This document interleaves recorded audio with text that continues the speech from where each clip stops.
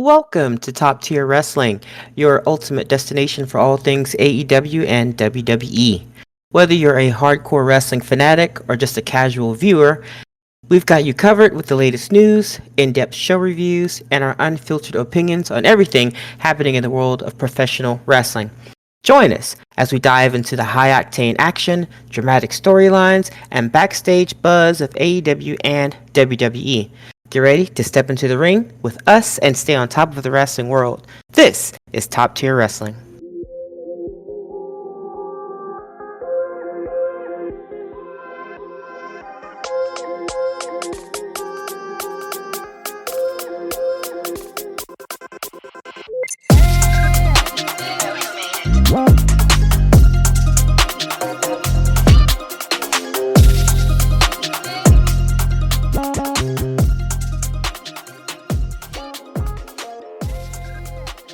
Hello and welcome to the Top Tier Wrestling Podcast. I'm your host, Dawn, off the top rope Diggins, and this is my handsome tag team partner, Josh Daddy Magic Brohard. Tonight's topic, WWE Monday Night Raw for September 9th.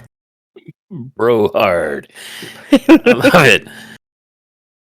All right, yes, on today's episode of Top Tier, we will be taking a look at Monday Night Raw from September 9th.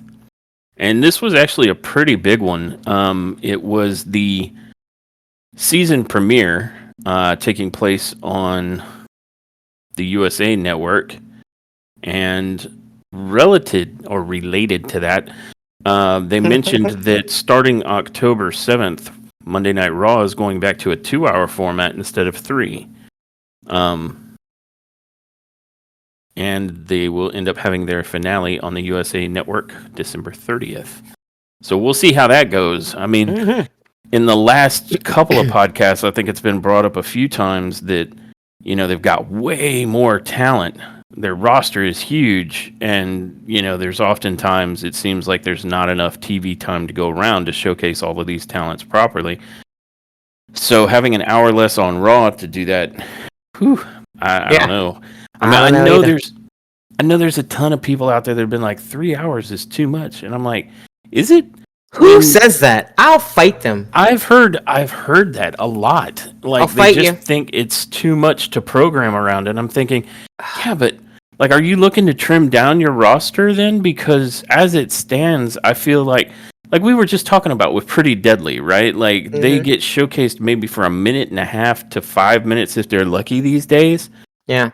And you've got all of the mid-carders and everybody. I mean, everybody is looking for more TV time. And so I don't know how I feel about that, but I don't either. Especially with as much as like Raw and SmackDown, but Raw in particular, like they are heavy-handed with that recap action. So it's like how much non-wrestling stuff then are you going to clip? Or I mean, I'm just curious how they're going to reformat that with an hour lost of television time. I don't know. That's a really great question. Do we know why they're cutting it an hour? No, they didn't give that detail, and I haven't perused the interwebs to dig deep on it. I'm not even sure if they've even stated why. It's just something maybe they're testing it. Maybe they heard people say, 3 hours is too much TV time. Listen, if that's why they're doing it, if somebody got in their ear and said, listen, 3 hours is too much, we need to take it down to whoever said that, I'm going to fight you. We're fighting Thunderdome style. 2 men enter, 1 man leave. Okay? Yeah, because between all of the recapping, like there's so much recap on WWE television right now. Like if there was anything significant that happened, say on like a weekend pay-per-view, both Raw and SmackDown will recap that exhaustively. Yeah. And they recap stuff that happened like 5 minutes or seemingly 5 minutes prior in the show. And it's just like there's so much recap. And between that and commercial breaks and, some test driving of picture-in-picture and all of the announcements that have nothing to do with wrestling, like cool story that, Corey, or now it's going to be Wade and Joe, but, want to tell us, about NASCAR or what's happening in the NFL or things like that. I get cross promotion, but like I've said in the past that Raw feels like one long advertisement with a sprinkling of wrestling tucked into it. And I really am worried that that loss of that hour is going to probably go more to their sponsors and cross promotionals than it is to more time with the wrestling product. Yeah, I think I do have my concerns, but I'm going to reserve them until I know why they took an hour away. That seems So fair. I mean, I'll do some googling and whatnot and see what's Yeah. what. If an answer's out there, but you're right. That just seems a little counterintuitive. So Well, I if wonder. nothing else, before long we'll get to see, and then all speculation will be unnecessary. Maybe But they're coming out with a new show. well, that would be interesting, right? Don't If get they me did launch a excited. third show, Yeah. that would be cool. And if it results, if let's jump off of the assume the worst bandwagon for a second that I Hmm. was just on. If it results in a more focused and well formatted show, then maybe it would be a fantastic change, Yeah. So we'll Hmm. just have to wait and see. But I do absolutely know that in professional wrestling, all of the roster is always fighting for a little more TV time to do Yeah. their thing. You ain't wrong. And there's a few people that get it, right? Like Hmm. the top spots will get plenty of airtime for anything they want to do. But everybody who's mid card trying to work their way up, or worse, bottom card trying to work their way up, always looking for a little more TV time. Yeah. So fingers crossed, though. Maybe your speculation that they might be launching a third major television show could end up being very good. I mean, I know that on X they've been teasing, or it's a relatively new show, but they're still building up hype for it. Is what is it, WWE Speed, where Hmm. it's basically matches that are about under 3 to 5 minutes, and that's kind of good. I mean, it's a good way to get at least a few more minutes of time, not really on TV, but basically on a show, Hmm. and so that's something. So who knows? And we've heard constantly about Triple H talking about how we've only seen the beginnings of how they're changing things up, and they have been making some big moves. Like they're going to eventually have Raw going to Netflix, and I think that's why they're with USA until the end of December, because I think it's relatively early in 2025 that they go to Netflix, and we'll see what changes then. But it definitely seems like they're moving and shaking things. Um, so I can only hope that that's ultimately good for the product Yeah. and for the roster and for WWE. Um, that said, jumping into the events of Monday Night Raw, they started out hot. Oh They man. opened it with the Wyatt Six versus American Made in a street fight. It was so good. It was It was so good. First, everything I hoped it could be. It but for, was. but first, we have to give props to that ridiculous recap that they gave. It was so that the promo they cut in the opening, like before the match, where they basically did a recap of how we got to where we were with this match Yeah. between the White Six and American Made. Oh my goodness. Even that was dope. Like I saw that, Yeah. now we were already going, "Oh god, we're about Well, to recap." But then yeah, the recap yeah. pops up and I'm like, "Yo." Yeah. No, we both felt that way. Like right out the gate, we're like, "Wow, Raw is starting out immediately." Like we thought it was going to be hot because the match is getting started, but then they also started out with like a recap, and it's like, really, we didn't wait 5 seconds to be recapping. But then we looked at it and realized that they actually kind of cut their recap. Like it served two purposes. It was obviously a recap of the more the Wyatt Six than Hmm. just their feud with American Made, Right, right. but they turned it into a Wyatt Six promotional, and Man, that it was was, pretty brilliant. oh god, it was so sick. Like Yeah, halfway through it, we were real quiet. We were real quiet. We hadn't said anything. Halfway through it, I think I had said something like, "Man, this is getting me turned up." It was no, you said, and I quote, "I'm about to lose my shit." Yes, that sounds accurate. It was so good though. I mean, it. I don't know. It was fire to me. Fire. It was. It really was. They have done a really good job with their direction and tone and everything with the Wyatt Six so far. I Yeah, think that's fantastic. yeah. And so I mean the promotion. I mean that the recap uh segment there, fucking sweet, chef's kiss. But then the match starts, and I finally know that Nikki's gonna be in it, and I'm already stoked. Like I'm already stoked, Yep. but now I see that Nikki's gonna be in the match. She even starts it out. And she did not disappoint. Nikki looked good. She looked so. Both her and Ivy looked No, so good. Everybody looked good, but Nikki, man, she was a. it Gosh, was I don't even know where to begin fantastic, with and her. it's almost like we're either really good at guessing where WWE maybe needs to do different, or they're Mhm. like, I don't know. I would love to think they're listening to the podcast, but Please. like several of these things, yeah, WWE, if you'd like, please listen to the podcast. You can find us on Spotify and on YouTube, Yeah. uh, and iHeartRadio and some others. But I don't think that they're listening to us, so I have to assume that we're pretty good at spotting the stuff that needs some work. Because we had Yeah. said, Yep.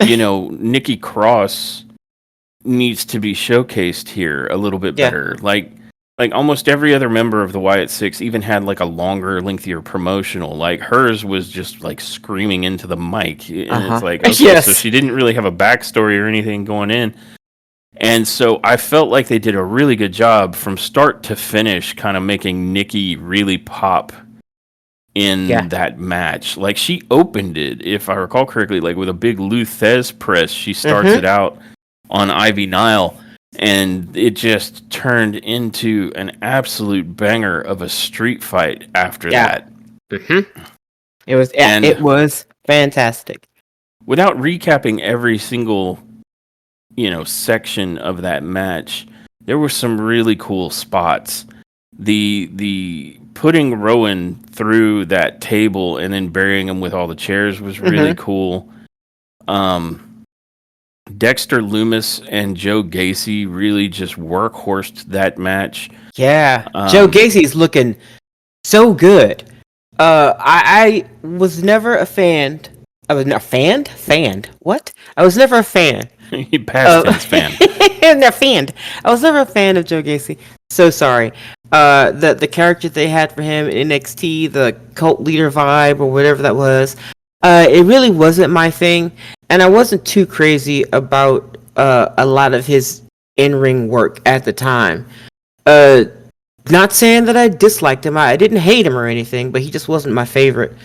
But this particular character, this particular vibe, this his in ring work for this for the Wyatt Six, it's good. It looks good. Yeah. Like he is coming through. And Dexter's always been amazing to me, and he's only gotten better. Him doing that crawl that he does out of the ring after. Yes, yes, that's so creepy, especially that he just keeps going until he's out of the ring. Yeah. Oh, I oh, it's like, oh, I hate it. I'll apologize now that any bit of recapping is probably going to be Wyatt Six oriented, and that's no slight on American Made, but we know what Chad Gable is capable of. Yeah. We know what the Creed brothers are capable of, and we've seen Ivy Nile be a little beast. Mhm. So I feel like this was the match where we really got to see a nice showcasing of what Gacy and Loomis and Rowan Yeah. and Cross can do as these characters. And I hear what you're saying about, like, we always thought Loomis was a beast, but I don't think we really got to see him do that much in the way of matches. Like, a lot of his character work when he was in the WWE and stalking Miz was just that. It was character work. Yeah. Here, he's showing us what he can do in the ring. And I mean, he hit that, what was it, like a full Nelson bomb? And that was amazing. Him and Gacy both threw like two styles of Uranagi, which Joe Tessitore, and he's not the only one that's guilty of this, but guys, an Uranagi slam is not a choke slam. It's No. it's just not. And So he called him two choke slams, and it wasn't. It was two different forms of the uranagi, Yeah, there which were no hands were around the throat. is in and of itself a bit of an homage to Bray Wyatt, because Bray Wyatt really liked throwing that really mean uranagi, and nowadays you see it mostly come out like from Roman Reigns, I think. Yeah. Um, and it just, they looked fantastic. Gacy, getting tossed to the corner and then doing sort of the upside down inverted backbend kind of a pose on the turnbuckle was fantastic. A bit of an homage. Gacy, I think, was doing that a bit in NXT, but it's definitely an homage to Bray Wyatt. And Nikki Cross coming in there and German suplexing Chad Gable just made my night. Yes, it looked good too. I mean, it was great. It was great. It did. Everybody really, really got to showcase in that match. I was impressed with the Creeds. The Brutus Ball to Rowan looked outstanding. Yeah. And Chad Gable, who is just a workhorse in that ring, did not disappoint, and neither did Ivy Nile. I mean, it was a fantastic match. Yeah, a great way to start the season. Season opener, right? Yeah, season opener for Monday Night Raw. It was good. It was good. Fantastic. Yeah. Yeah. It was absolutely. I would say that was match of the night, and I mean that's not a ding on any of the other matches, but I think for me the Wyatt Six and American Made Street Fight was the match of the night. Yeah, and I mean we even said that it's like, man, your main event's gonna have to be real good for that show opening. We're like, this is how you're opening your show? Okay. Yeah. But fantastic, well worth seeing, and a wonderful way to just get the blood pumping and the hype moving for this premiere of Raw. Yeah, it was absolutely everything I hoped it would be, and it was even nice. Like, I appreciate that. Like, it's like they knew they were like, we're showcasing the other members of the Wyatt Six. So Uncle Howdy Bo Dallas didn't really intervene at all until near the very end, where he. Sister Abigail the life out of Julius Creed, I think it was. And the way they are selling that now, where they just fully take it like a full somersault DDT style. Yeah, because I mean he landed on his head. Like yeah, and it's brutal. It's like when somebody gives a really fantastic sell of the Crossroads where they do like the full flip. Yeah. It looks outstanding. But yeah, that match, A+, easy. That was the match to watch. Yeah. I absolutely agree. Yeah.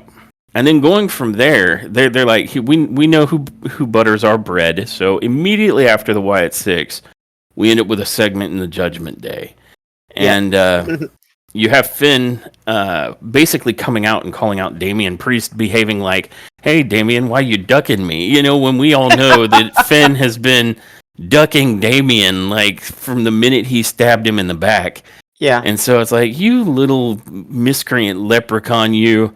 And so, of course, Damian, like, obviously rushes to the ring, and we're like, of course he's going good, to. Yeah. Now when, we know Rhea can't be super helpful because she's injured, here comes Damian, and it's like, that the whole Judgment Day is waiting, and sure enough, Finn's like, you've forgotten the,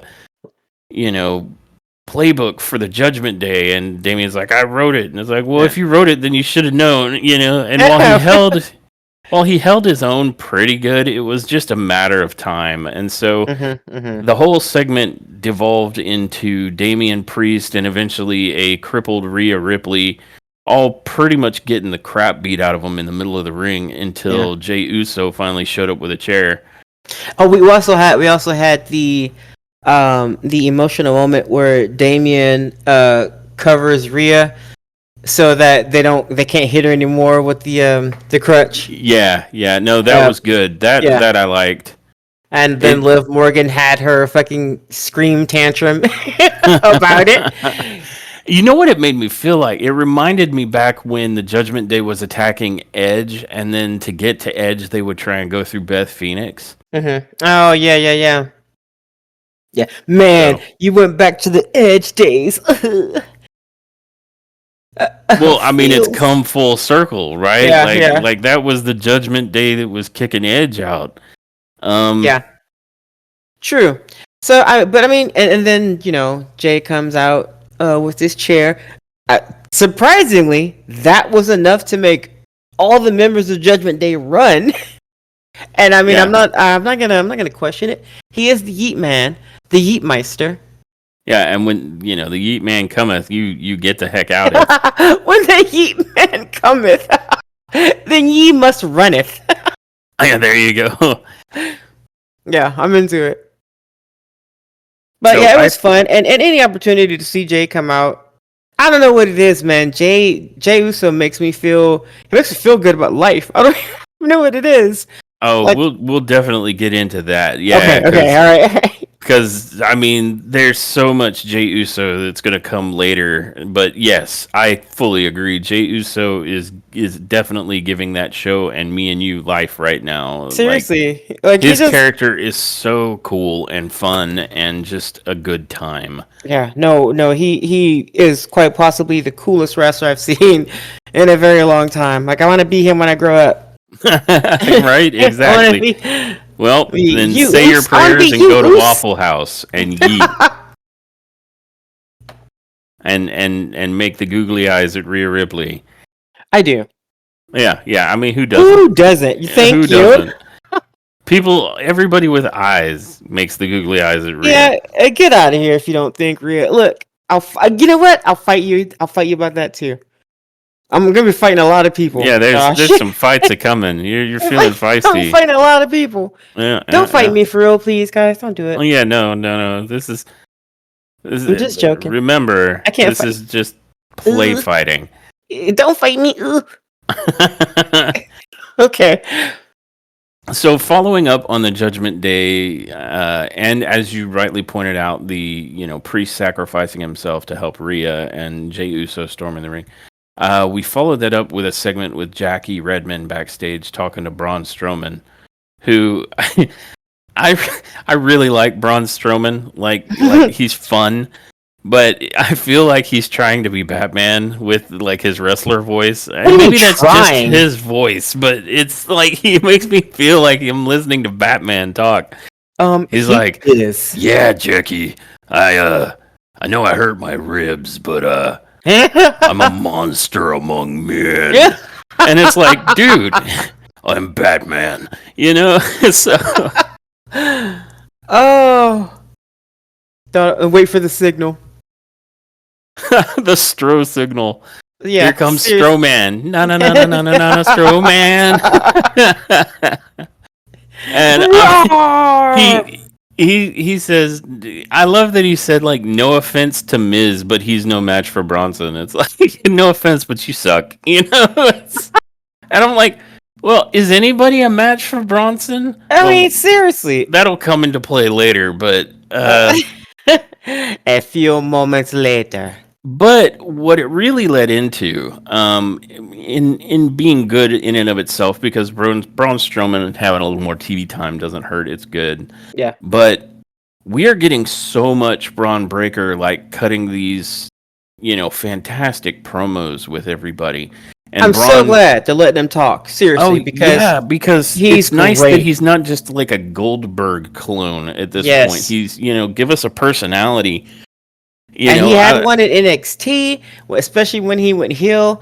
I'm so glad they let him, because a lot of times big guys like that come to WWE and they're really just big and kind of dumb. But if they get you in their grasp, you're screwed. You know what I mean? But he is a lot more than that, and I appreciate WWE letting that man have a mic because he makes golden promos. I'm happy about it. Yeah, no, he's got some witty things that he says, so his promos are actually landing really good. Mm-hmm. And yeah, I mean, at the risk of repeating myself, I'm glad they're not just like having him be like, "Rawr, I'm muscles and I have no brain." Yeah, me smash. It's cool to see that they're making him a more complex character. Yeah. And these promos he's been cutting, I remember how I said I feel like the WWE is listening to our stuff.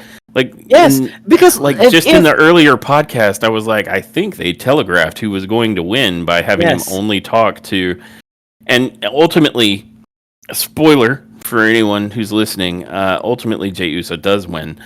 So that prediction didn't change, but it was really good to see that they were like, wait a minute, maybe we've telegraphed this, and also give Braun a lot more opportunity to have some little smack talk promos with his opponents.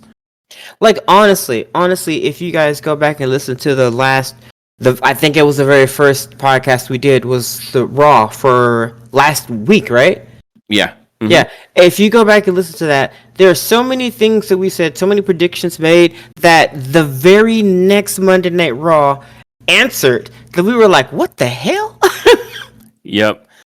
So, you know, So not only are you getting awesome commentary, you're getting future predictions. Future, right? Because like to quote Paul Heyman, that's not a prediction, that's a spoiler. Yeah, boom, yes. So I'm telling you, we be knowing what we be talking about.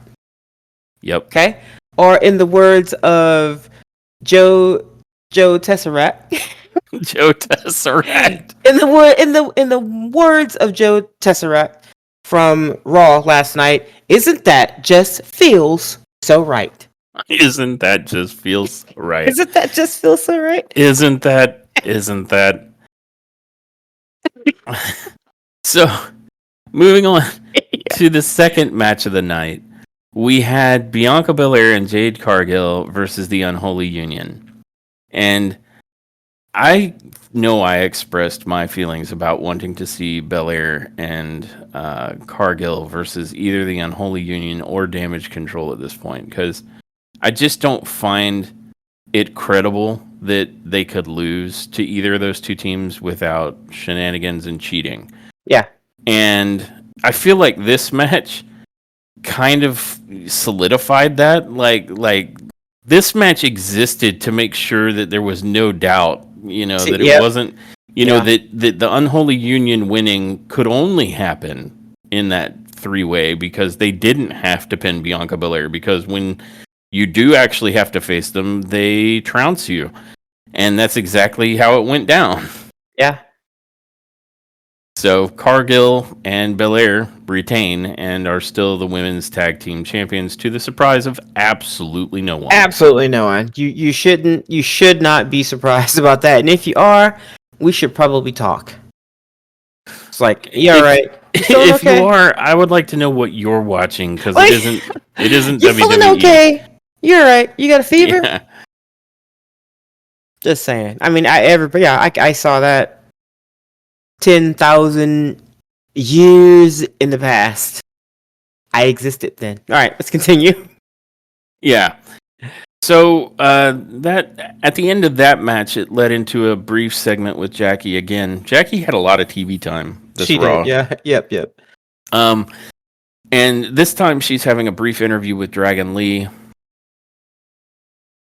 And he's talking about how, he knows that the Judgment Day doesn't do anything without all of them getting involved. So this time he's got backup.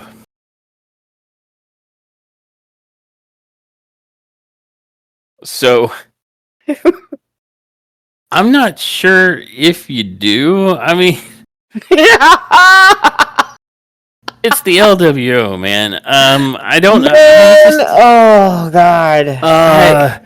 I hate to be completely unimpressed with the LWO, but if that's my conclusion, it's because that's how they've been portrayed. Yeah. No, you're right. You're right, man. It's like they exist to job to all other like tag teams, all other wrestlers. Like all they do is job, man.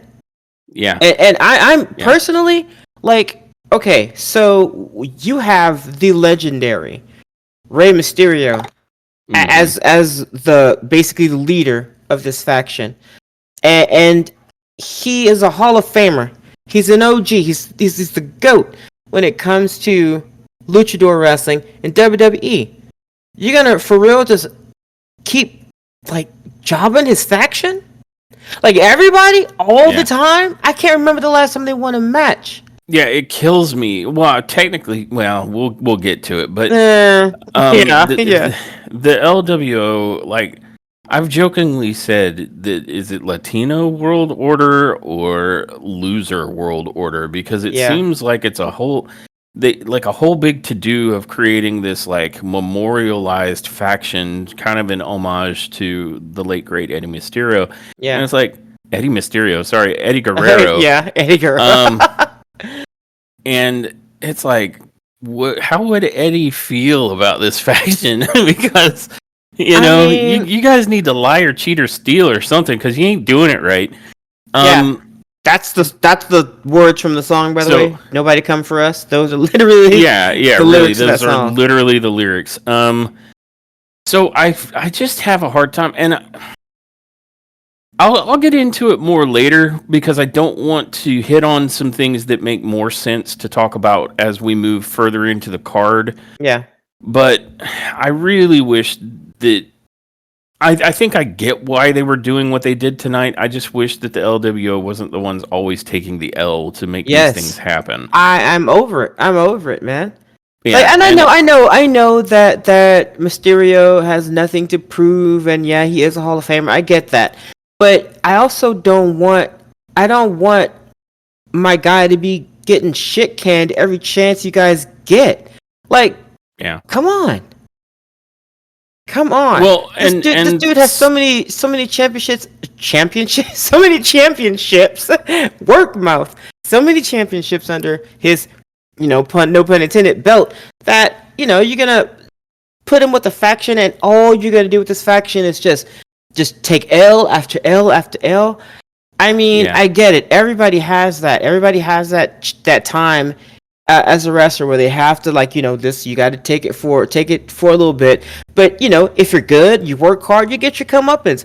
I mean, what about everybody else in LWO? Like, are we just gonna bury all these people too? Zelina? Why are we doing that? Yeah. So, well, I mean, I guess technically speaking, they didn't, and we'll get more on that maybe in our final comments, because some of it needs to be spoken to as we get to like Zelina's match and Rey Mysterio's match and some of that stuff. So we'll talk more about it then. But yeah, I'm hoping that they can build up the LWO, but I feel like tonight the broader picture was, remember how we said last, was it? We've only done 2 podcasts, and this is our third. So on one of the first 2, we talked at length about how what remains of the Judgment Day, now that you've plucked the diamonds out of the ring, needs to be built up. And I feel like that's what a lot of tonight was about, showing us that the Judgment Day, minus Rhea and Damien, still has something going on. And I like it. Including cutting a promo later in the night and having Finn Balor have a promo. Like, it's like they specifically spoke to us, saying that he has the personality. Him and AJ Styles have the personality that's about as fun as watching paint dry. So, really, did they listen to the podcast? I'm telling you. So it was really good to see that. That seems to be what they're trying to do. They're like, hey, we're the Judgment Day. We're here to stay. We are the villains, and you should take us seriously. And I think that was kind of an overarching goal of the evening with regards to the Judgment Day. And the LWO just happened to be who, besides, Rhea and Damien, who were on the end of their wrath.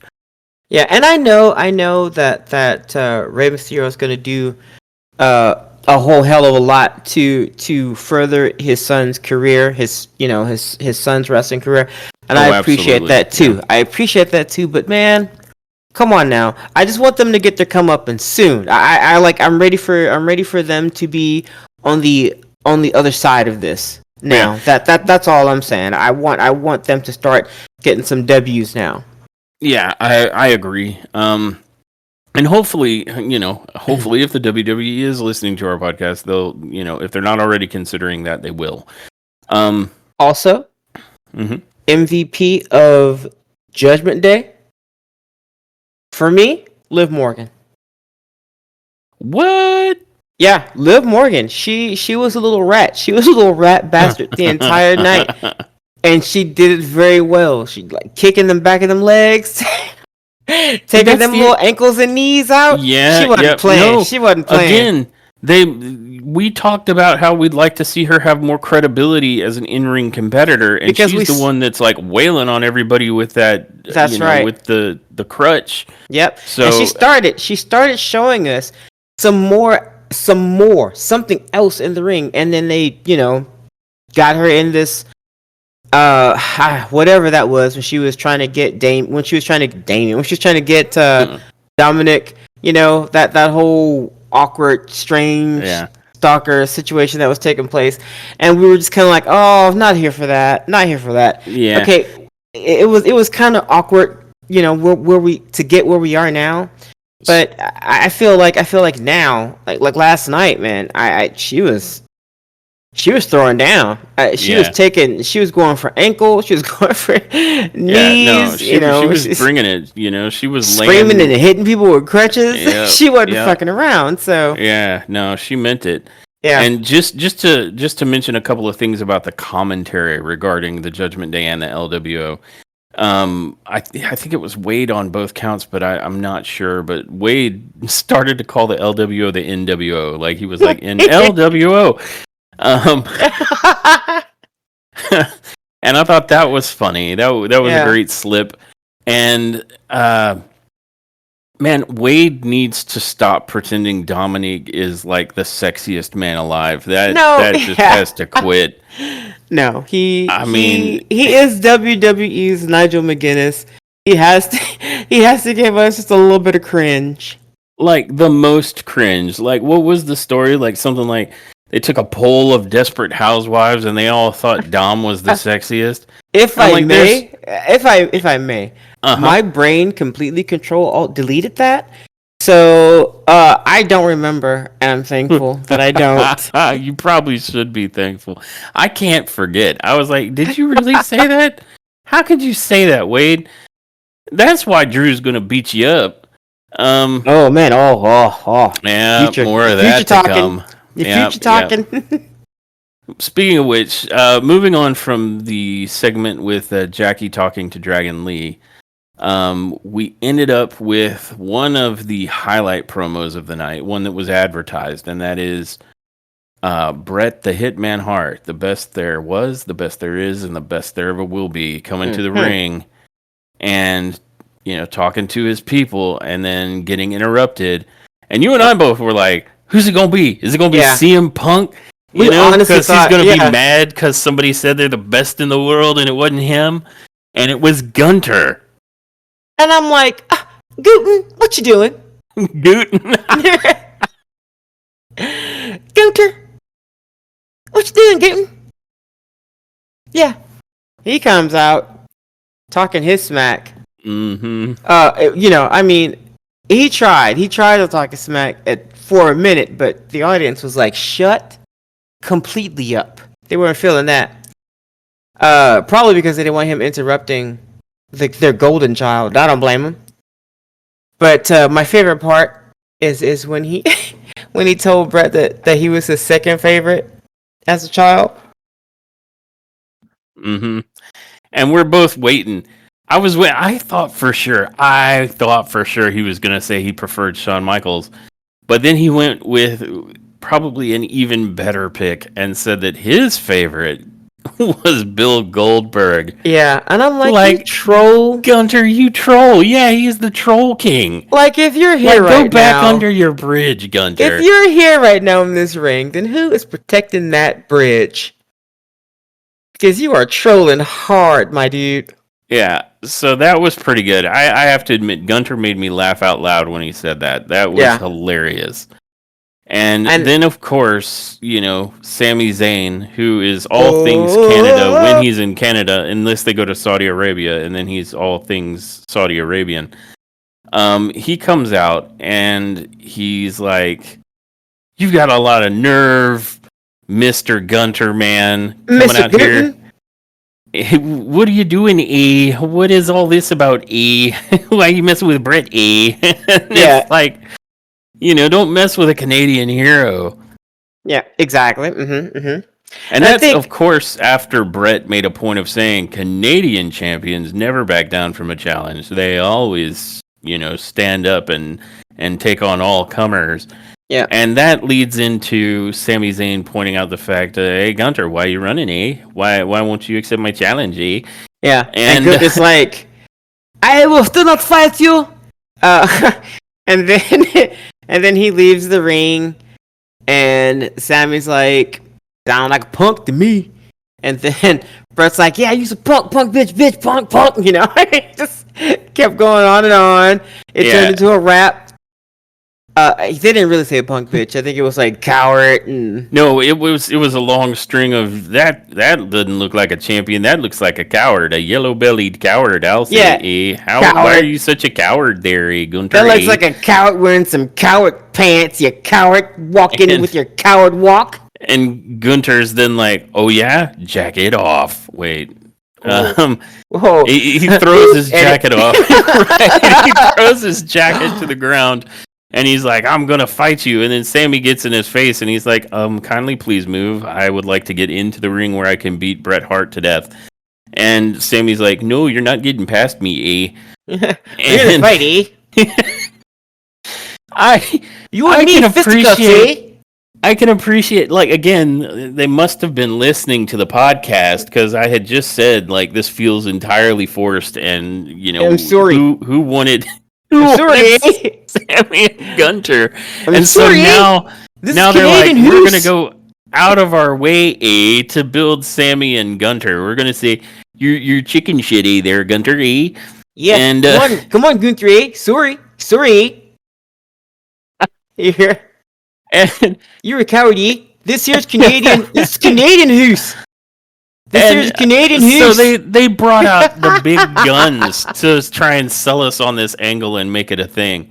Yeah, And they're like, "Well, let's get Bret Hart in there to call him a coward." And it's, I think Gunter had a great response. It's like, yeah, "Sammy, understand, you're not, Bret isn't in my league and you're not in Bret's league. So my answer to you is nope. And I'm yeah, like, "Oh, okay, ice cold there, Gunter." yeah.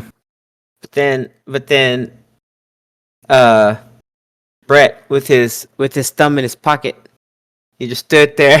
He stood there in Dad's stand. Mhm. He's like, "Well, it just sounds like you're a coward ass coward, eh? Sorry, but you're sounds like a coward, not a champion, eh? You're standing Right? here in the Canadian Hoos, eh? And you're still It's just coward ass coward, eh?" coward. Yeah, yeah. That was his favorite word of the night. Yeah, you dummy, stupid coward face coward. Coward. Yeah. So I don't know, but that shit brought me then joy. I found it it was hilarious because it I'm was like, how pretty many fun. times are you gonna fucking call? Like he Like, called so him out his much. name like 30 minutes just standing there. Yeah. It was one breath too. He That just doesn't look like a champ to me. That looks like a coward, a he dirty took yellow coward, a gutless he, yellow coward pants. he took one long raspy Canadian breath and for 30 minutes insulted Gunther about being a coward ass coward. Like the most coward. And so it, of course, results in Sammy and Gunter getting into punchy fists on the outside of the ring Yeah, until Sammy's restrained by the refs. the And punchy fist. Gunter, ends up leaving like a coward ass coward. Yeah. Um, Yeah, way to go. Way to go, eh? Sorry. Sorry, So- not sorry, eh? so, following that cowardly promo, we cut again now to another Braun Breaker confrontation, this time with Pete Dunne. Pete. And Whenever I hear Pete's name, I think about anybody. Shaun of the Dead. If anybody remembers Pete, the roommate, that's all. You'll know exactly what I'm talking about if you do. Continue, please. so, you've got Pete Dunne saying he's going to demolish Trick Williams, which I have a hard time believing, but okay. Yeah. That he'll be one more step away, or one step closer rather, to becoming like a double champion. And I I mean, think Braun called him Butch, and he said, "My name is Pete."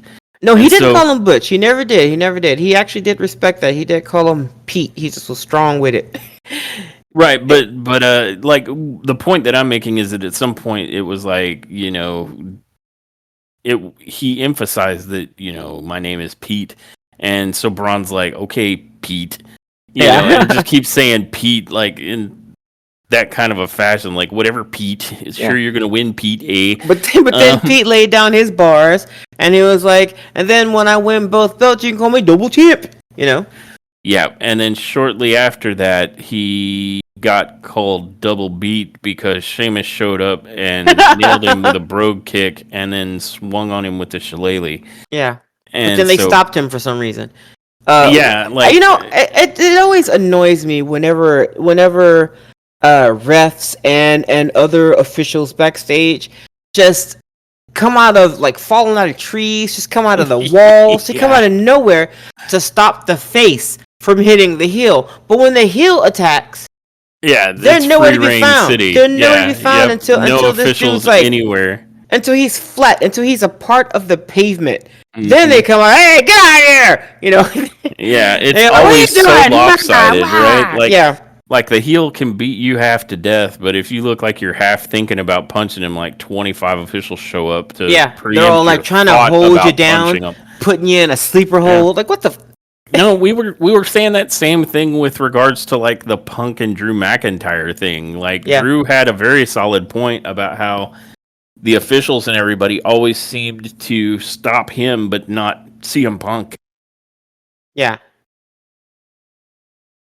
Well, So it's and I feel like they are, just to mention that for a second because it does come up again later. Well, I'll mention it when it does come up. But okay. yeah, uh, that particular promo with Braun Breaker and Pete Dunne ended up leading us into the match with Dominic Mysterio with the Judgment Day versus Dragon Lee with the LWO. Yeah. Yep.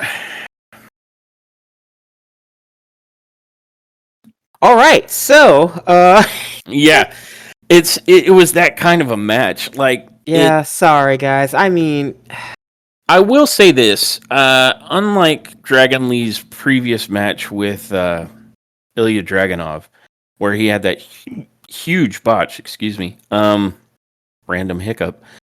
Uh, he we've did become not. He we've did become not those as people.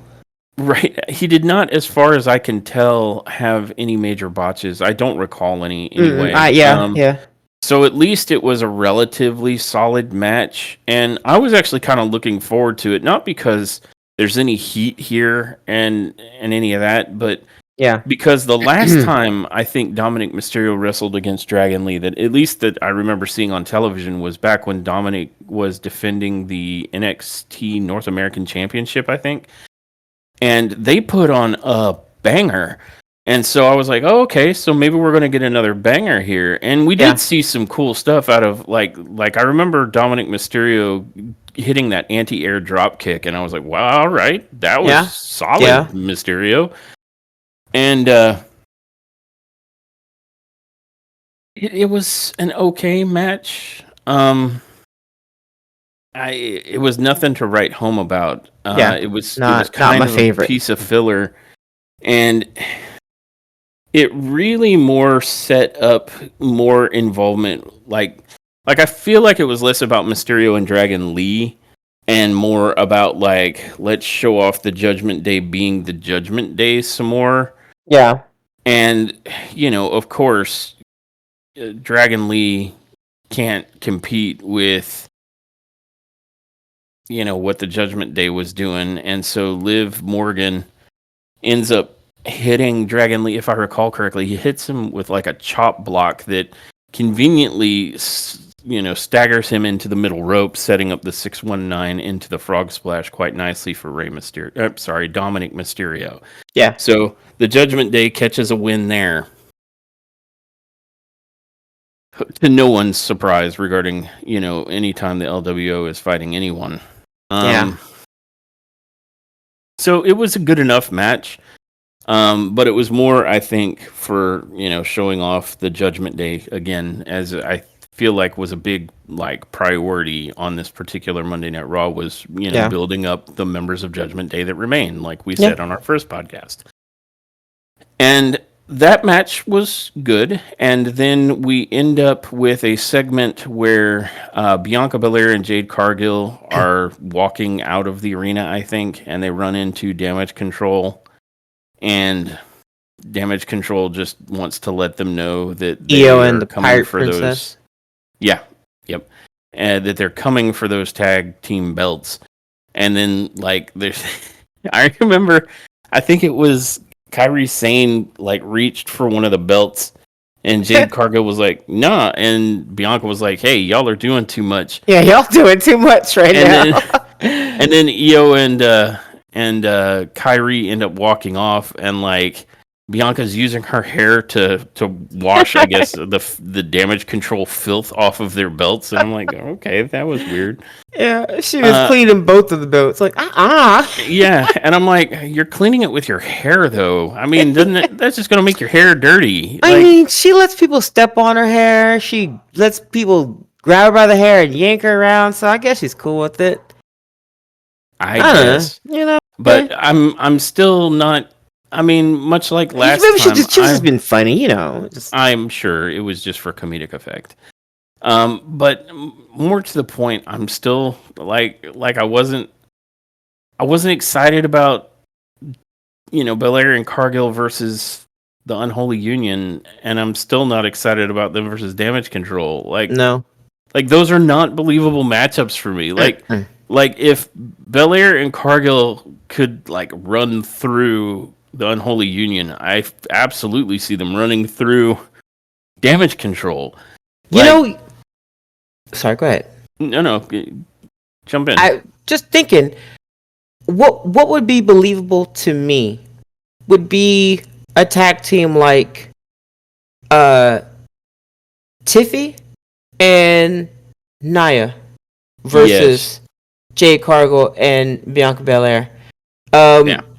As far as the unholy, what are they called? The Unholy Trinity? Or no, of course not. Union. The Unholy Union. The Unholy Union and Damage Control. I'd be interested in seeing that fight.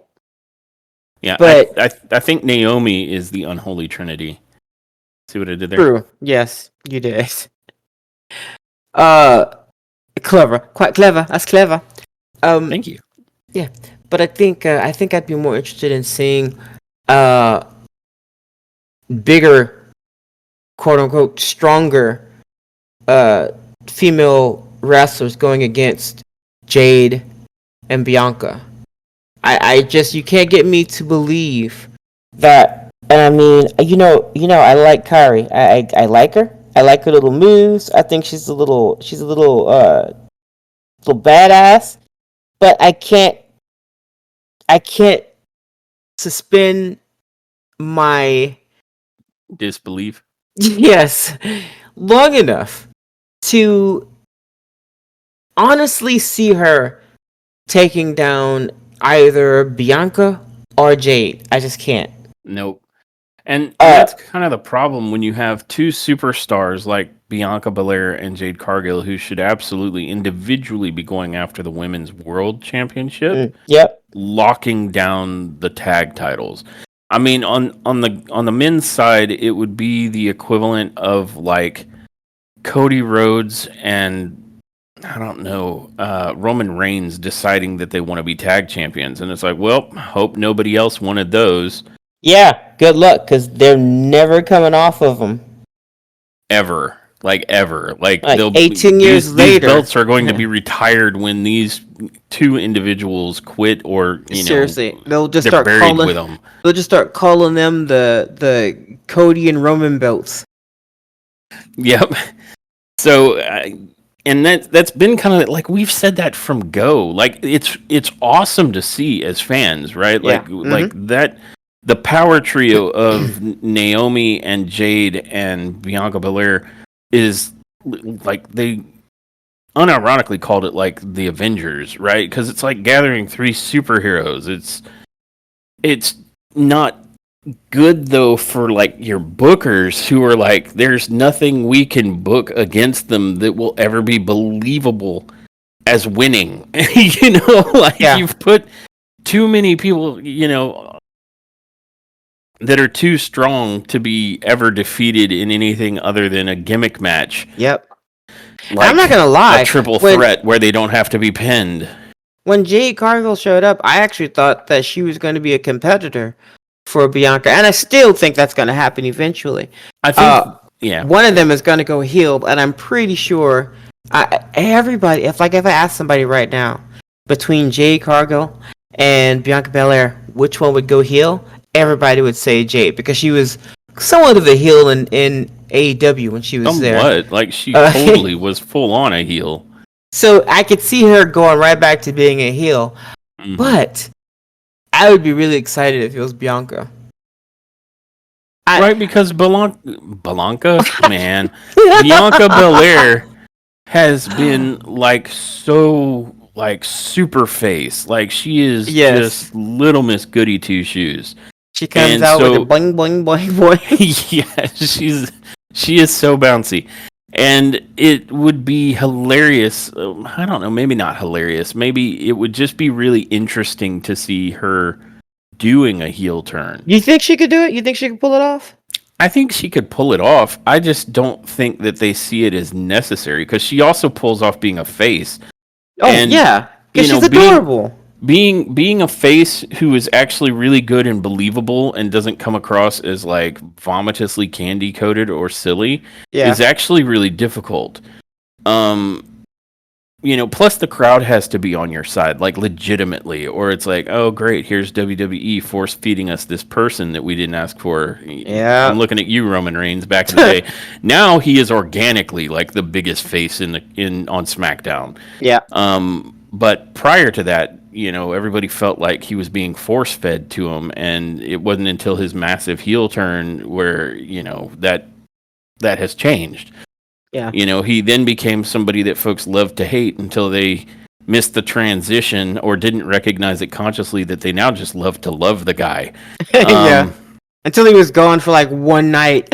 Right, he's And gone then for 5 minutes and they're like, everybody's we want Roman. Everybody's like, I'm so sick of Roman. And then literally 1 hour later, after he left, where's the Roman? We miss Roman. Yeah. Yeah, and I mean, I think that's why Solo for a while in the ring would mouth off like, "Oh, now you do. Now you do." Yeah. Oh, now you do. Yeah. So, but I digress. Like, we could talk for hours about like Roman Reigns and the Bloodline. Mhm. But yeah, I'm struggling with who we could pit Belair and Cargill against that would give us anything resembling a believable match because you're having to have these two incredibly physically dominant women pretend that the kitten mittens of people like Kairi Sane and some of these others are doing anything to them at all. I mean, we even saw it. Not to make light of Kairi Sane's injury, but she bounced off of Belair and hit the table. Yeah. It's like you're too little to even knock her down. You Yeah. knocked yourself out harder. Yeah. Poor thing. So Yeah, man, indeed, I don't want anybody to get hurt doing this if Mhm. possible. I mean, I know they're taking dangerous risks, but they're often safe enough that we can avoid that. And that was a pretty Yeah. brutal bump Yep, for Kyrie. One of the many reasons why it gets on my nerves when I hear people say, wrestling's fake, right?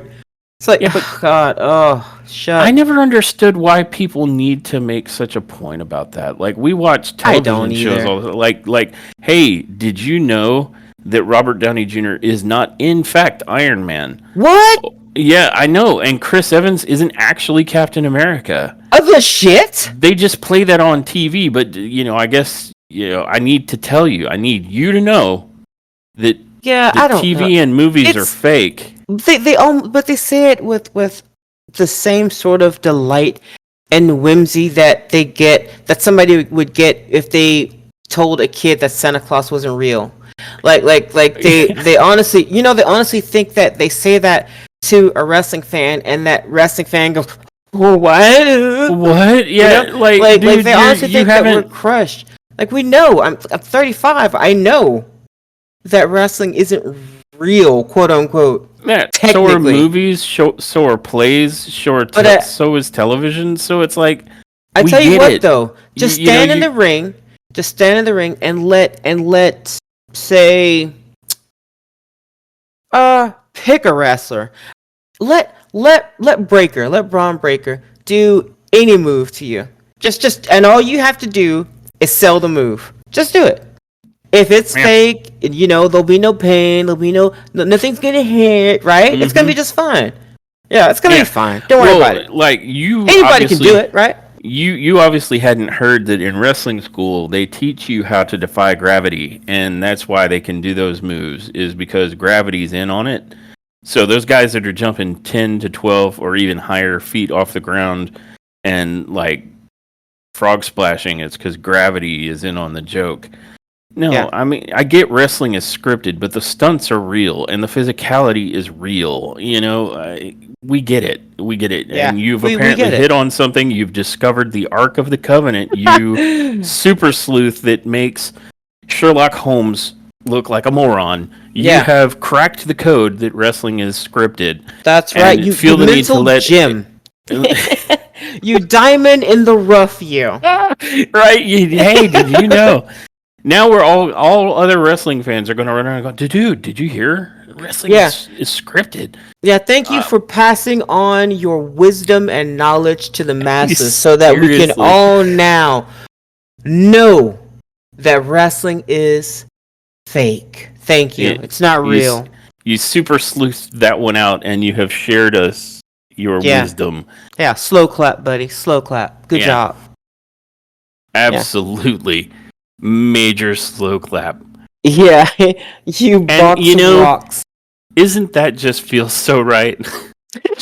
Isn't that? Yes, you're absolutely correct. Just feels so right. Oh man, Joe Tessitore is not going to get away from that one. Like the You fact have that to. he uttered those words was great. I don't know Isn't if that anybody just feels else. so right? I don't know if anybody else has said anything about it in any of their commentary or podcasts, but it's not gonna die here.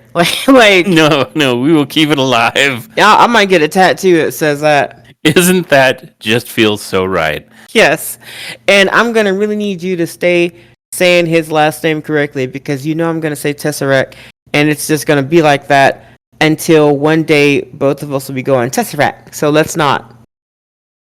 Let's not. Yep. Now, moving on from that particular segment, a little bit more somber part of the night where Jackie Redmond paid homage to the two brothers, Johnny and Matt Goudreau.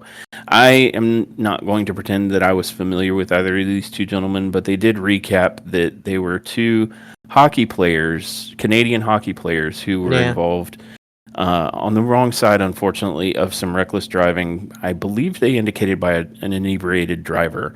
And, Yeah, I think they here, did say drunk driver. so our hearts go out, our condolences to their families, and to Yeah. the fact that that is just tragic. Relatively young guys who had made it in NHL or whatever the equivalent would be. I think, yeah. So that is an Unfortunate. unfortunate and tragic accident, Yeah. and so rest in peace, Johnny and Matt. And moving on from there, we are brought to the fourth match of the night, which is Zelina Vega of the LWO and Lyra Valkyria with a secret third tag team partner versus the Pure Fusion Collective.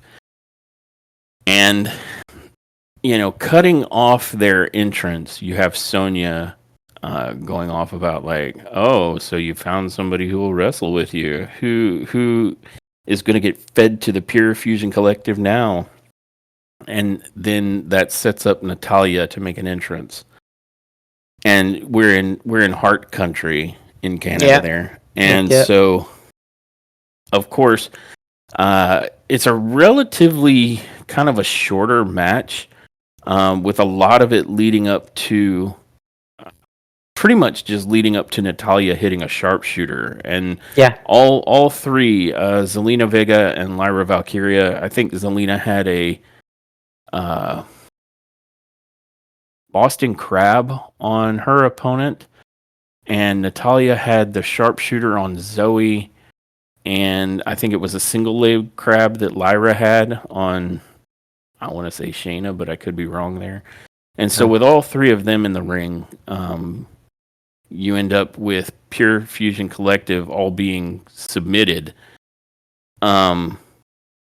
But specifically, Natalia got Zoe to tap out to the sharpshooter, and Yeah. the crowd goes wild.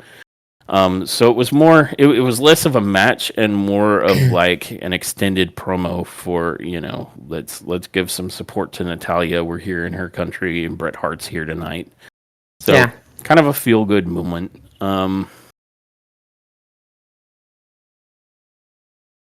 And then you end up after that match with a brief segment of Natalia and Zelina and Lyra kind of celebrating in the back, and Bret comes up and kind of hugs Natalia and says something.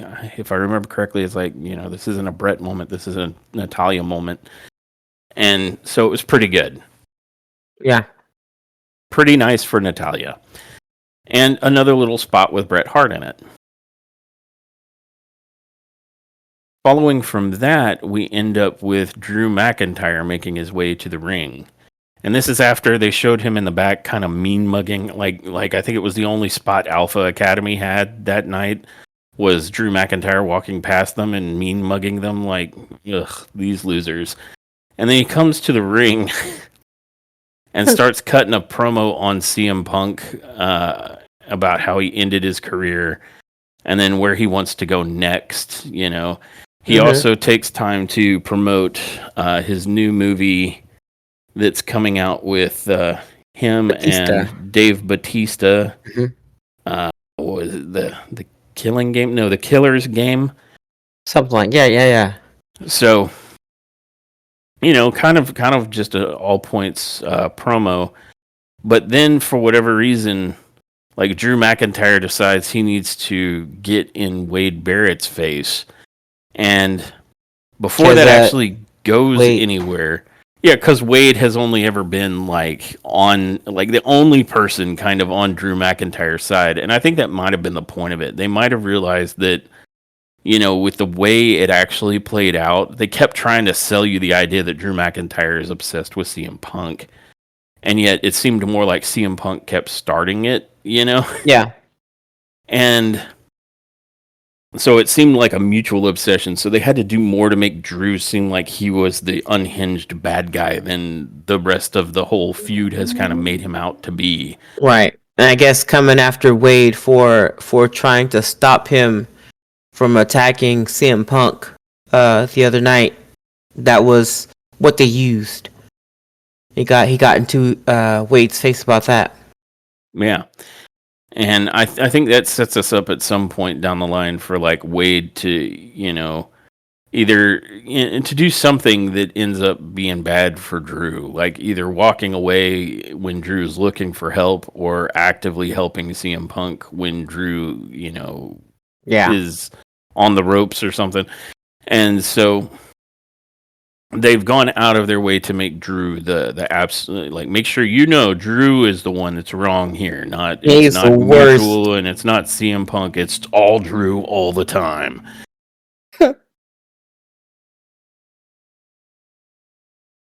And so you had Adam Pearce come out before his getting in Wade Barrett's face got too far out of hand. He said something like, I'm not mad, I'm just disappointed, but if it happens again, now I'm going to be mad. And Wade was standing up and taking his headset off when Adam Pearce came and was like, hey, enough is enough. Yeah, I was like, uh-oh. And I'm like, is it? Because I think Wade Barrett was about to let Drew in on some bad news. And I would have been here for it, I mean, I know Wade is retired, but that doesn't mean he couldn't clock Drew once. I mean, all right, let's go. Let him have it. I was here for it. Yeah. And that sets the stage for Adam Pierce to let the crowd all, and by way of letting Drew know, lets all of us know that CM Punk is not done with this particular feud, and that the next time should ideally be the last time because it's going to be Hell in a Cell. Although the way he said it, it sounded like hail in a sail. like Hail in the oh no, seal. there's ice on my sail. Um, so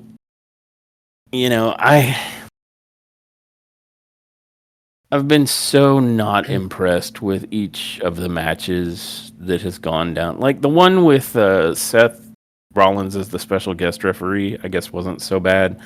But the strap match touching four corners match Oh was God, that hot was garbage. I mean, it horrible. was so bad. And so, we'll have this Hell in a Cell.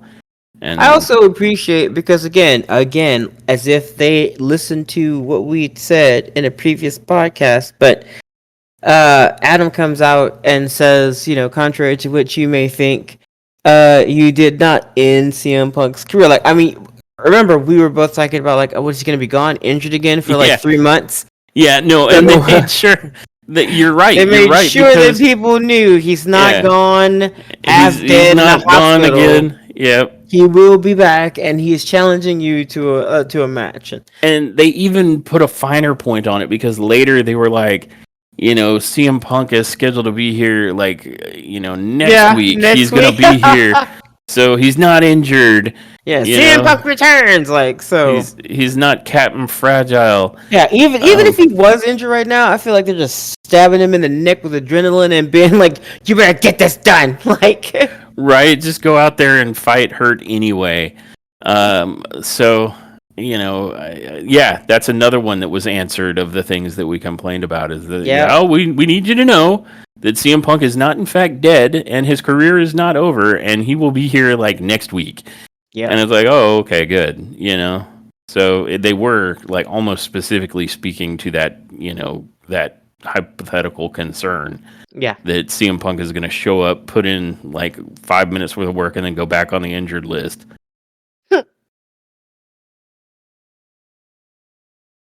So the next thing we see after the big announcement that Drew and CM Punk will be in a Hell in a Cell match is they cut to Karrion Kross getting in like the Miz's ear, which led to Xavier Woods appearing out of nowhere like an RKO and Yeah. telling the Miz, "Hey man, you're not falling for that because he tried to do the same thing for me." And Miz is like, "I know, but he isn't wrong about me being in a rut." Yeah. Oh, possibly an important thing to note. Hmm. Before Karrion left, he said, "Good luck with Kofi tonight," or "Good luck with Kofi," and then he leaves. Yeah. And and second, semi-important to note, Xavier Woods was dressed in cosplay gear of Bret Hart. Yes, and that becomes funny because when Miz leaves, Kofi comes up, and I think he says something like, "Hey Brett, yeah, have you seen Xavier or something like that?" And Oh Xavier yeah. pops the glasses up and says, "It's me," and he's like, "Oh," and that led into Kofi letting Woods know that they're going to have a shot at the World Tag Team titles, and then Woods says something interesting like, "Oh, I thought we were going for singles titles, but this is good too." And Yeah. I'm like, hmm? So Yeah. Yeah. See, there's some underlining heat that they keep bringing up with those two, and they also brought up the fact that this is going to be their 10-year anniversary. This match coming up. yep, So just something to think about. But there's always like an underhanded, almost passive aggressive comment from either one of them to the other. But then they don't yeah. address it. They just go on about their day, or they go about the conversation and they finish it up. So I wonder where that's going. I am very interested. Mm-mm. Well, I mean, I know that was Carrion's point. Is like, you and him have had tag gold, but he was world champion at one point. What about Xavier? And so it's like, oh, I guess that thought is still in Xavier's mind, you know? I Yeah. guess he, like Jey Uso, wants to get some of that singles gold. Yeah, but remember, they did have that discussion. They both talked about how they were going to go after singles gold. So when Xavier brought that up, he was like that. The last conversation that we saw them have was about that. Hmm. Yeah, So him going, I thought we were going after singles, but okay, this is good too. You see, yeah. and that's just interesting. Hmm. So, like, it makes you wonder if it's going to play out that, like, Karrion was right all along. But, at that point, it'll be like, way past, like, where any of them, are at with it. Like, at that point, Karrion will probably be on to the next person. Yeah, Since he seems to be the devil that's whispering in different wrestlers' ears now. Yeah, and I kind of like that. I just don't want them to can Karrion. Okay, like when he first got to WWE, I was not a huge fan.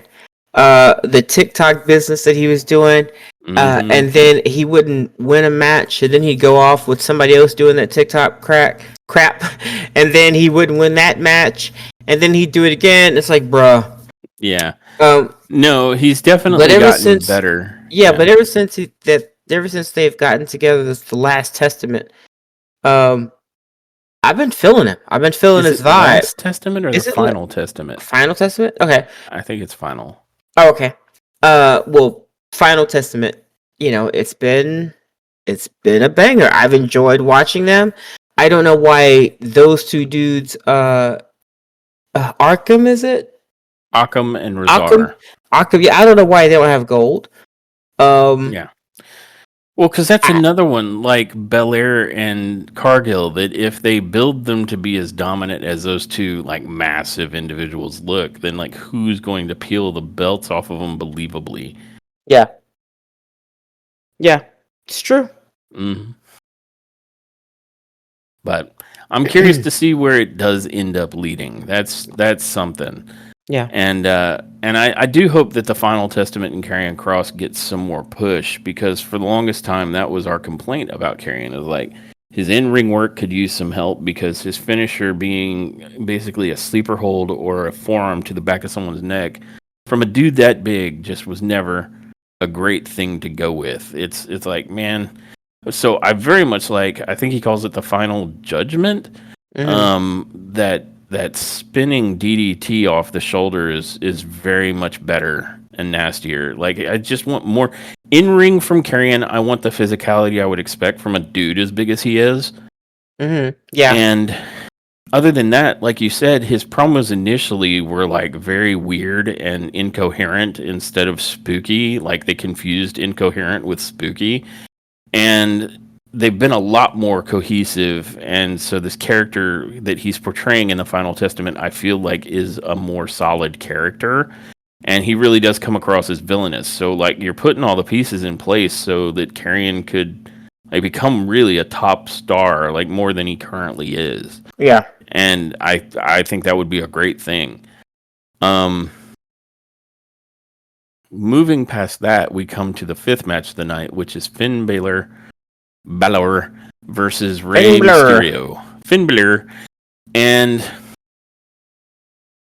this is a pretty, like, I was kind of excited to see this for what it could be in ring. Because, I mean, I know Rey's in the LWO, but he is the winning piece in the LWO. And while I have my gripes about Finn Balor being, like, boring as a personality, his ability to go in the ring is not really questionable. I mean, he's a solid in-ring worker. Yeah. So I thought, here we go, we're going to get a heck of a match.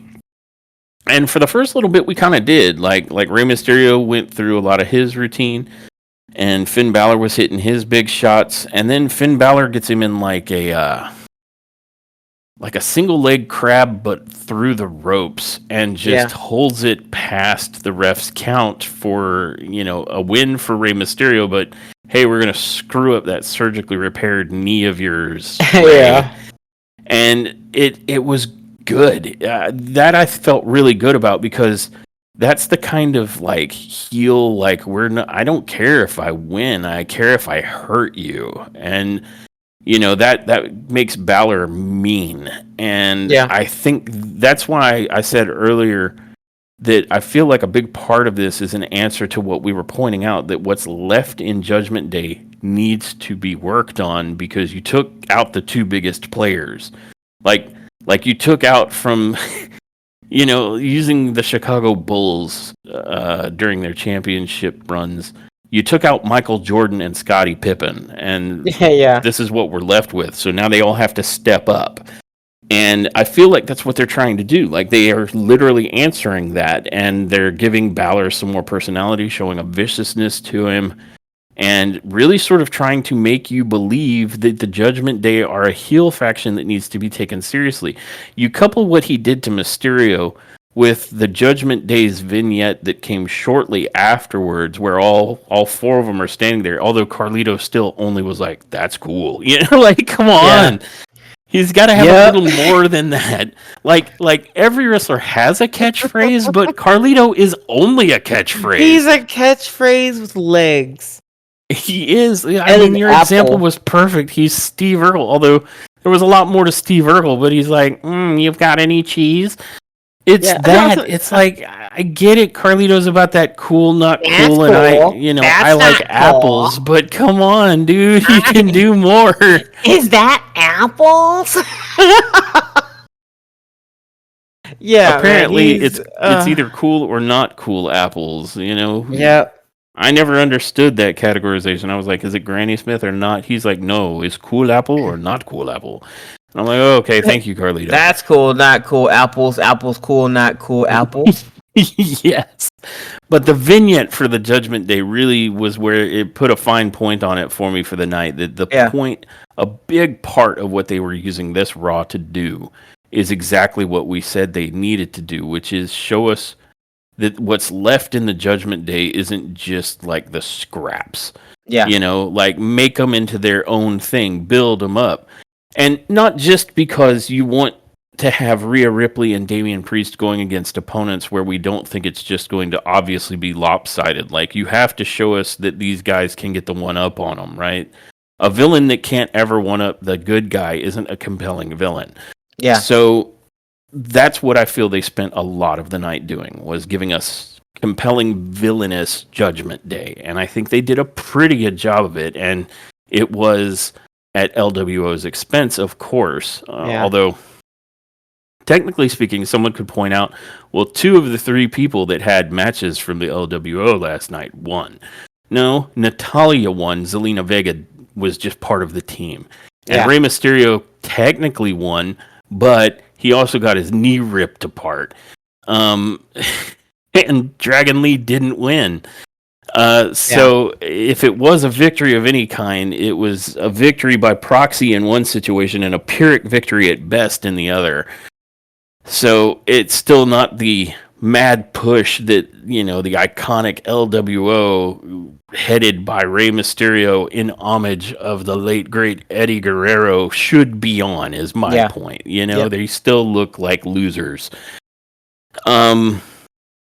So hopefully the LWO will get some comeuppance. Like, maybe next Monday it'll be the LWO's turn to one up the Judgment Day, since this week the Judgment Day had their number. Yeah. So we shall see.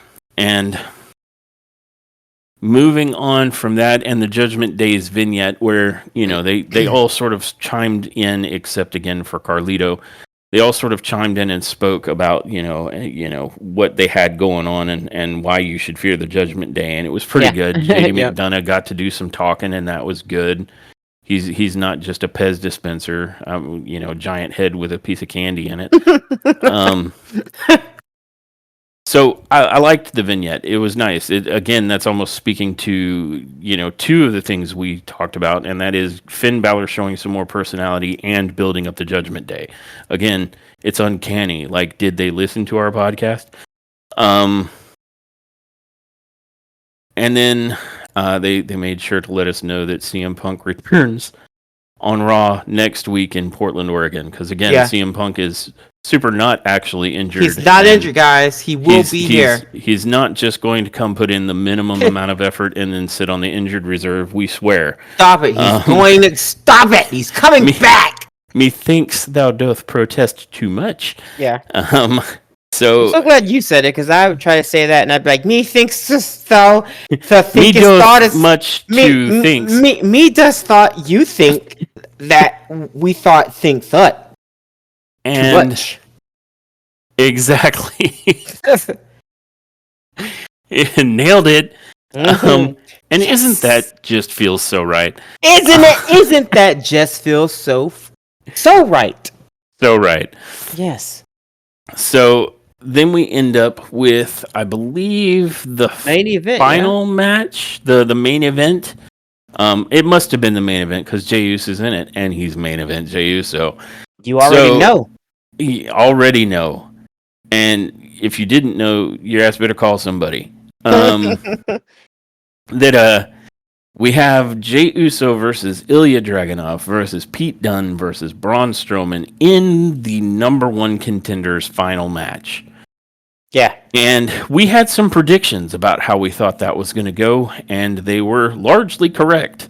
The only thing I think we were off on is that I said Pete Dunne was going to get taken out by Sheamus. Yeah, I'm talking about Seth right now. What I meant was Sheamus. Yeah, we thought Sheamus was going to interfere in the fight or the match, and instead he just kind of bro kicked him, or not bro kicked him, but he got him. He got him backstage earlier. Yeah, when he took a shillelagh back. It wasn't Sheamus who ended up being a factor. If I recall our predictions, I said Sheamus is going to take Pete Dunne out. That wasn't correct. Mm-hmm. Sheamus did show up and try, but apparently, as we mentioned earlier, the lopsided interference of security when the face wants to strike back kicked in. And so what did happen, we also said that Braun Strowman is going to end up taken out of it probably because of his injured ribs. Yeah. And that would likely lead us with just Jey Uso and Ilya Dragunov. And the way it ended up actually playing out was that Pete Dunne and Ilya Dragunov and Jey Uso kind of were in it for the whole thing. But Braun Strowman gets taken out by a returning Bronson Reed, who jumps off of the guardrail that's over by the where Sam sits. And when Braun was posing in front of the now cleared commentary table, and just splatters Braun Strowman through the announce table. Yeah. And Braun is done, because if you were healthy, that would probably make you done. And Braun Strowman had been selling that his ribs are jacked the entire match. Yeah. So now he's extra super done. The only way he could be more done is if he was Pete Dunne, and he's not, but he was more done than that. He was dunner. He was dunner. He was Braun Strowman dunner. He was way more dunner. He was the most done. So we ended up with a pretty good match between Jey Uso, Ilya Dragunov, and Pete Dunne. And I mean, it was a good match. I will say I absolutely loathe Pete Dunne's little finger digit manipulation stuff. I have a question for you and the audience. Okay. What's worse than Pete Dunne's joint manipulation tactics? What's worse than seeing that once? Not much, but what? Seeing it 3 freaking times. Oh, yeah. No, that's correct. And there was a point where he did it to Braun Strowman. And I'm like, Braun Strowman probably deadlifts near the 1,000 pound mark. Yeah. Easily a 600, 700, 800, maybe even 900 pound, if not higher. He is a strong man. He came from strong man competition. Mm-hmm. And I'm thinking, anybody who deadlifts on a regular basis probably has the grip strength of a industrial vice. And I'm like, man, Pete, one, all Braun Strowman would have to do to get out of that is lift his arm. 2, one of the commenters says it doesn't matter how big you are or how strong your hands are, and I'm thinking it absolutely matters how strong your hands are. Oh, Pete would be no. trying to peel back Braun Strowman's fingers, and Braun would just No. make a fist, and then he would have Pete done in a finger manipulation lock. He said something along the lines of, no matter how big and strong you are, your hands aren't. Something like that. Like, your hands and aren't I'm that like, strong. Or, what? And I'm like, huh? Like, one of the major Okay. things that any degree of weightlifting helps improve is grip strength. And Yeah. when you've got a dude who lifts and moves as much weight and is as strong as Braun Strowman, his grip strength is going to be ridiculous. Yep. So it absolutely doesn't make any sense none of that made sense. And it drives me nuts. And it's the thing that Pete does that I hate. I hate the joint manipulation stuff. It's stupid. It's pretty It lame. also doesn't work that well with a live audience, like that's more than not ringside, because it's like, wait, what's he doing to him? I can't even see it. It only works in a televised setting where you can get a close up. So it's like, it's the worst. I hate it. Yeah. And that's all I'm going to say about it, or I'll just sit here saying how much I hate it 25 more times. But other than that, I actually like Pete Dunne as a wrestler. I just wish he would get away from that. I hate that. His finisher, the bitter end, I think, is pretty cool. And, he throws good suplexes. He has great enzuigiris, drop kicks, off the top rope stuff. All that's much, much better and a much better use of the television time than here. Let's play patty cake with our little fingies. Yeah. Oh, I hate it. Yeah, I'm not a fan of that.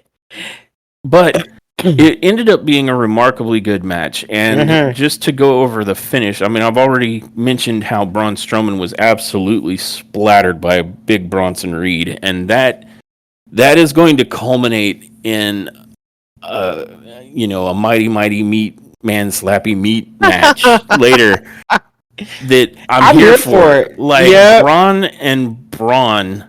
Bronson and Braun is going to be fantastic. That's a feud that I really want to see happen. Sounds like a law firm. Bronson and Braun? Yeah. The law offices are Bronson and Braun. Yep. They present the Reed Strowman argument. But I digress.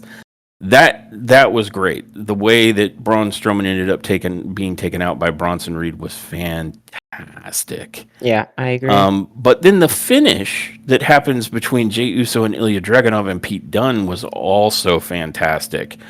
So Ilya Dragunov gets grabbed up by he grabs up Pete Dunne, hits him with a massive power bomb that's usually the lead in to what happens next, and that's the H bomb. And so I'm like, oh man, they're giving it to Ilya Dragunov.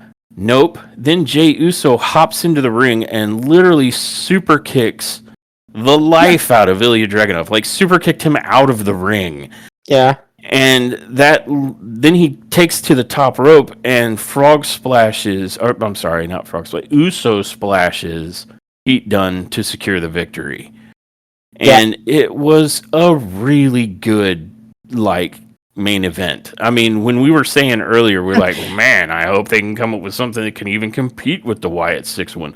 And I'd be hard-pressed to tell you which one is better. I'd probably lean towards the Wyatt 6 one, but it's not because this four-way match was bad. It's just if I have to pick a winner, it'd probably be that one. But both of these were main event matches, and this was no different. And so Jay secures the win, and everybody's thrilled to death about it. I mean, again, the crowd explodes. Just because we could predict it doesn't mean it's bad. Satisfying is better than unpredictable for unpredictable's sake. Yep. And Jey Uso, anybody other than Jey Uso winning that, we would have all been like, oh, okay. Well, true. I guess Jay's never getting that single shot. And instead, we get,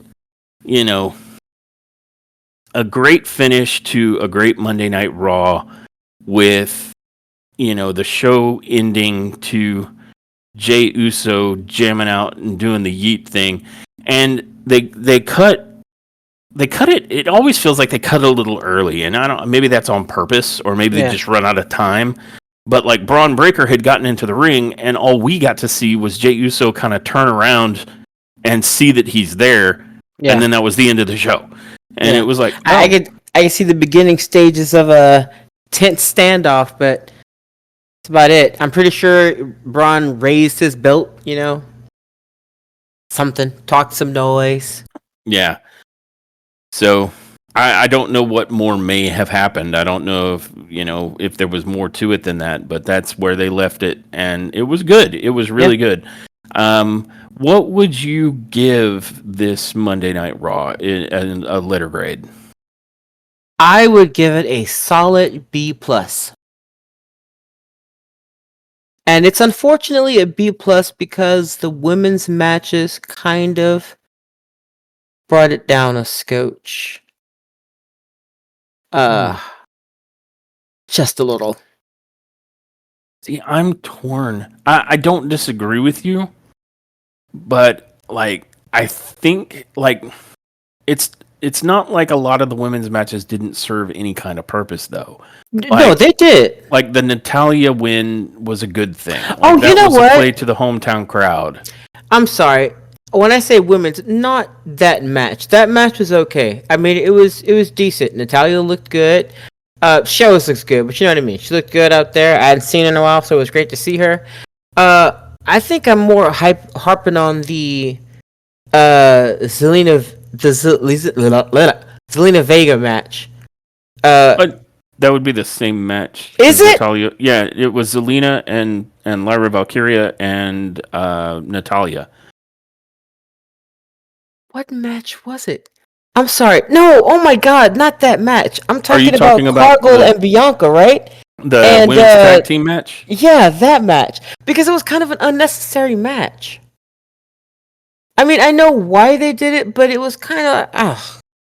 And... Well, I get that, like, obviously the former champs want a rematch, and so that was going to inevitably happen, and the only reason I would be down on that is because I never thought it was a good, like...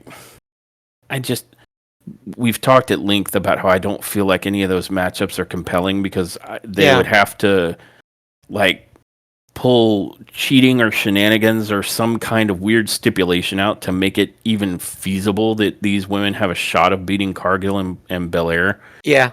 And it really upsets me when you have a, like, very strong competitor who clearly has to play down to somebody who's a lot weaker than them in the ring. And I don't just mean physically, like maybe they're not as skillful.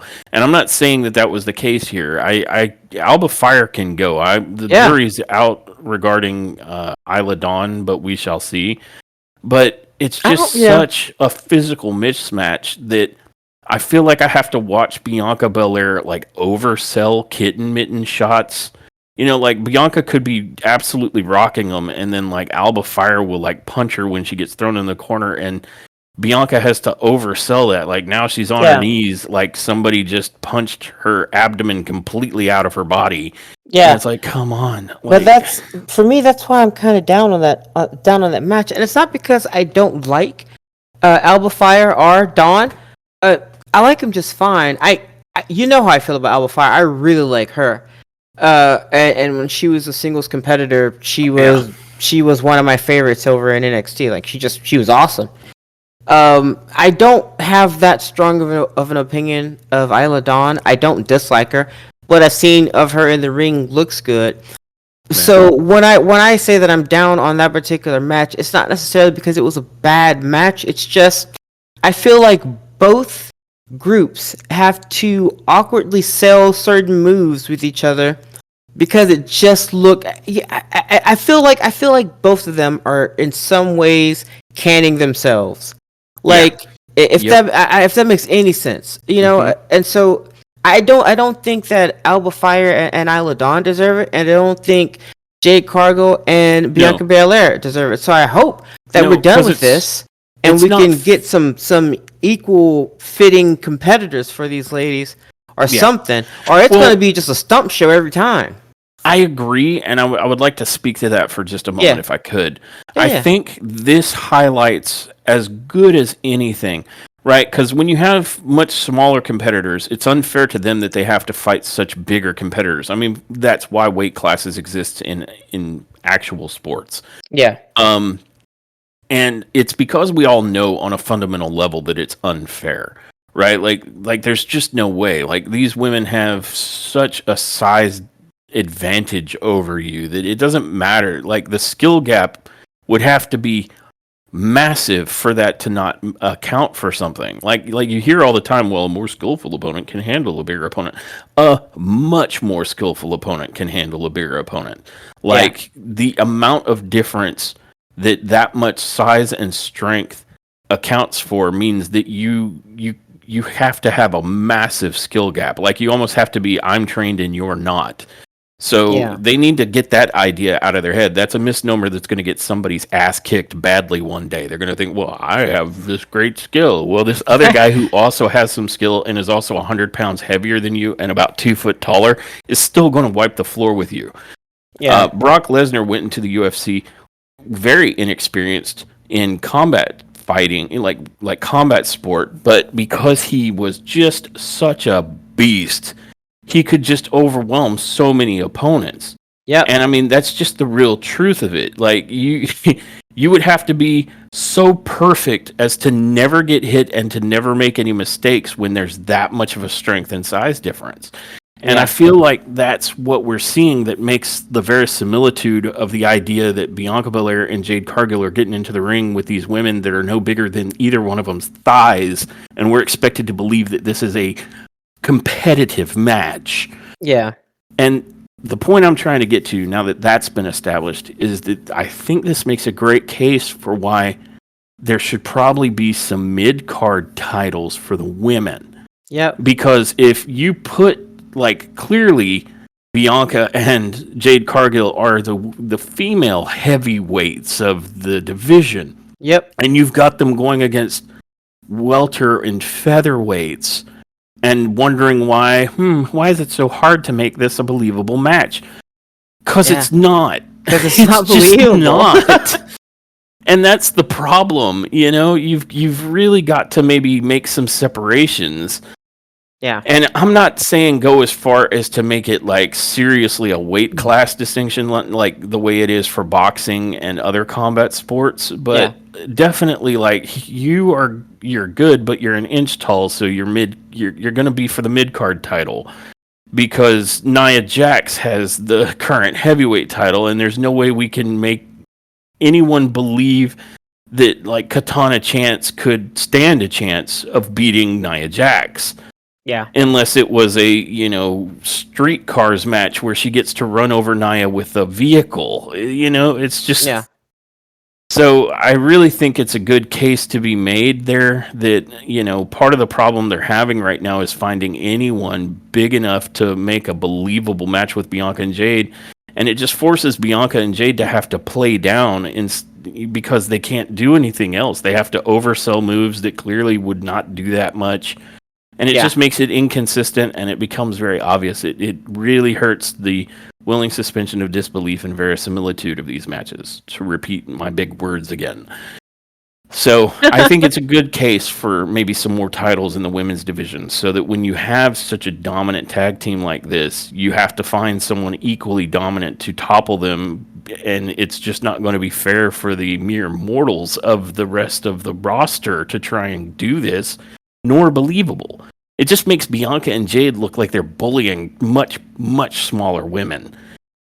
Yeah. And I mean, it's just not great. I would love to see them do something different, so that neither Jade or Bianca have to look like they're playing down, or that it makes it just so unbelievable that these ultra tiny women, are trying to beat these colossal women. It just looks weird. Mm-hmm. So, anyway, I don't know. If they do listen to the podcast, maybe they'll consider that, some more titles.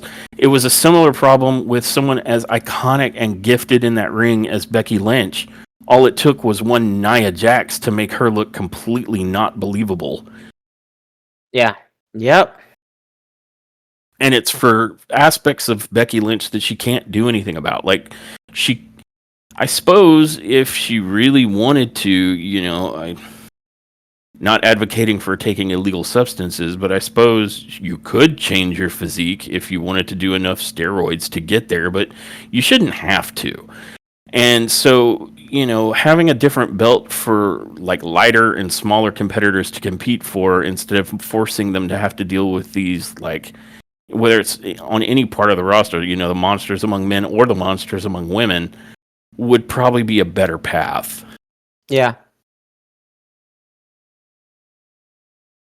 At any I rate, agree. so you gave Raw B a B plus. plus, Mhm. and I think I would be willing to. I would probably be slightly generous enough to give them an A. Just because I agree that there were some valleys, but I think the peaks were higher, and I can see what they were trying to accomplish with almost everything they did. Nothing felt like filler or wasted motion, really. Okay. Um, so I think I'd give them an A. I think we would say that this Raw was top tier. Okay. Oh, all right. That's the rating That's system, the huh? new stamp of approval. Is it All top right. tier or is it Okay. not top tier? Okay. Okay. And so the September 9th premiere of Raw gets a top tier from me. It All was right. really worth it. And I think anybody who's a wrestling fan would do well to go and watch it. There might be a spot you're not thrilled with here and there, but I don't think there was anything that was a super Lulu. And I think the opener and the main event and more than a few spots in between are well worth it. Like, it's what you came to see. And I don't usually talk about like too much that I just saw online. I mean, I know like this is Raw adjacent. It's not one of their TV shows, but there was a vignette that WWE posted that you and I looked at with Jey Uso being interviewed with Jackie Redmond, and it was worth all of everything. It was what you came to see. There was so much yeet in it that it's everything that a Jey Uso fan wants to look at. I highly recommend any listeners go and check that out if they haven't already. It's just a little short that came out on the end of Raw. It's currently being hosted, I think, on WWE's YouTube channel. It's great. But yeah, I think that brings us to the end of today's episode. So with that in mind, bye everybody. I'm gonna go ahead and roll the outro. Yep. Bye. And remember, isn't that just feel so right? Isn't that just feel so right? Thanks for tuning in to this episode of Top Tier Wrestling. We hope you enjoyed our deep dive into the latest AEW and WWE news and shows. Don't forget to subscribe to our podcast so you never miss an episode. Follow us on social media for updates and to join the conversation. Until next time, everyone, remember, wrestling is always better when it's top tier.